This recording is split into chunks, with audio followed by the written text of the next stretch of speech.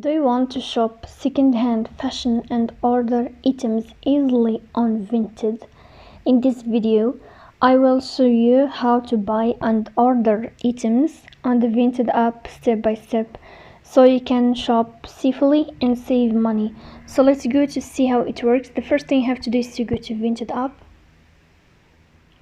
In this page, you will choose any item that you want to buy. For example, let's choose this one. Then here you will find buy now, so we click on buy now.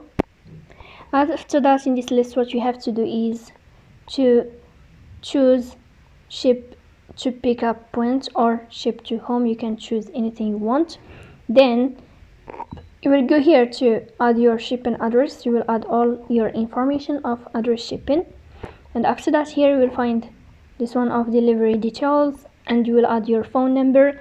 Then use bank card. You can choose any bank card you want, and then you click on pay. So this is how it works. If you are enjoying watching this video, and if this video is helpful for you, don't forget to support us by like and subscribe. See you next time.